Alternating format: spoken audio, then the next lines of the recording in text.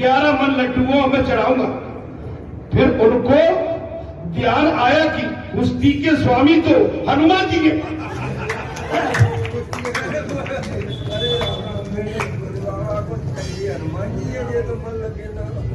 नंद बाबा को बाद में ध्यान आया।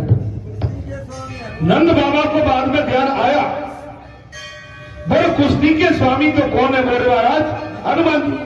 तो उन्होंने हनुमान जी की वैसी महाराज बिन्नत मानी, मेरे बालकों की रक्षा करना। जय जय जय हनुमान गोसाई, अरे कृपा करो मुझे।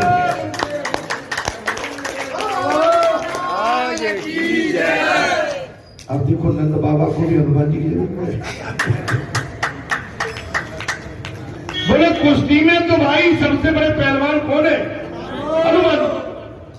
बोले जय जय जय हनुमान गोसाई, अरे कृपा करो गुरुदेव।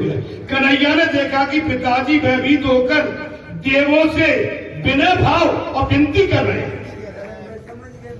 भगवान अंतर्यामी है।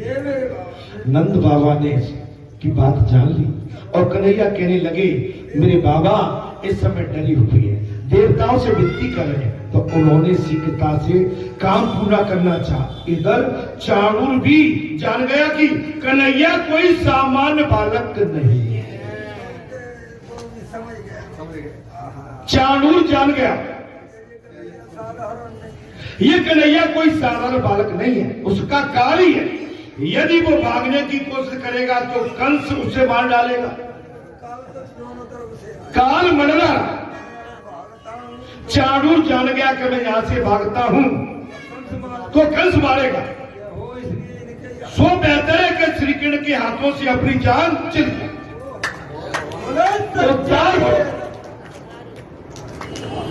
राक्षस भी समझ गया मरना है तो राक्षस के हाथ से नहीं, भगवान के हाथ से मेरा उद्धार हो जाए। असावधान को क्रोध, महाराज असावधान का को काम मार सकता है, सावधान को नहीं।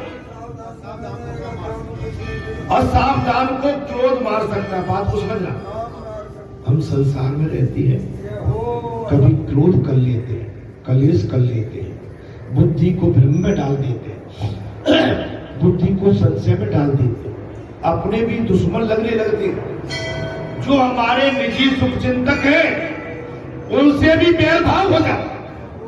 ये है काम, और काम जिस पर हावी हुआ वो अपनों से दूर हो जाता है और वो कहीं न कहीं संसार के चक्कर में पड़ जाता है। इसलिए सावधान को कोई नहीं मार सकता, जो हमेशा सावधान। मैंने प्रातः काल की कथा में यही कहा, सावधानी से काम करिए।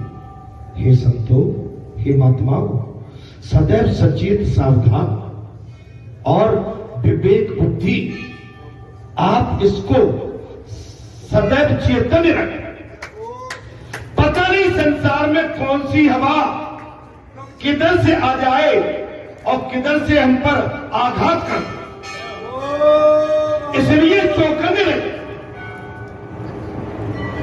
आप पर सारी व्यवस्थाएं हैं, सारी सुविधाएं हैं, सारी व्यवस्था सारी सुविधा के बाद भी आप ऐसा मत मान लो कि हम बिल्कुल महाराज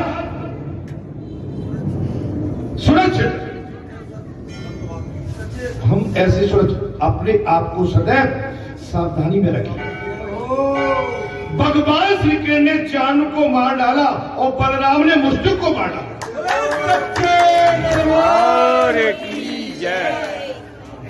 एक पल में ही भगवान श्री कृष्ण ने चाणू एवं मुष्टिक माने काम और क्रोध को मार दिया। काम एवं क्रोध को किसने? भगवान ने। और काम क्रोध को कौन मार सकता है? जिसके साथ भगवान होंगे वो, जो संयमी होगा वो, विवेकी होगा वो, सावधानी रखेगा वो। असावधान को काम क्रोध मारते। इधर कंस के सेवक तो आंखें मूंद कर नगाड़े बजाते ही रह गए, तो कंस ने महाराज गुर्रा कर कहा, अरे मूर्खो, मेरे मर्द तो मर गए फिर भी तुम नगाड़े।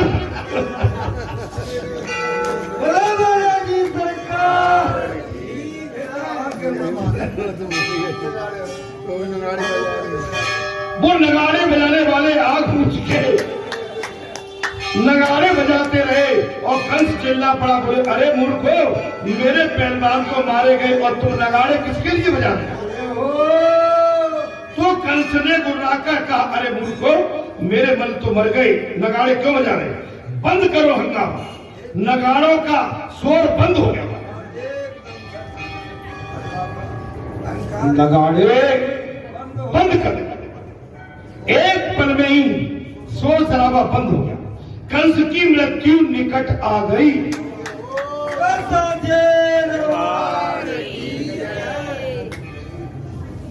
अच्छा, मृत्यु आपको 7 दरवाजे पार करके भी उठा लाए। मौत 7 दरवाजे से अंदर से भी आपको हमको खींच के ले आए। कंस बेधड़क बेझिझक कंस की मृत्यु आकर उसके सामने खड़ी है। उसे सनपात हो गया, संद में आ गया, अर्रक जर्रक की देने लगा। अर्रक जर्रक देने लगा। वो महाराज उजूल फिजूल बकने लगा। कंस में महाराज शन में आ गया, उजूल फुजूल बकने लगा।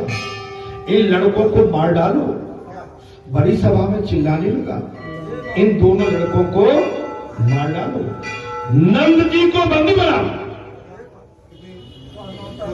भाई उस पर काम और क्रोध दोनों हावी। नंद जी को बंदी बना लो, दोनों लड़कों को मार डालो, वासुदेव का वध कर दो।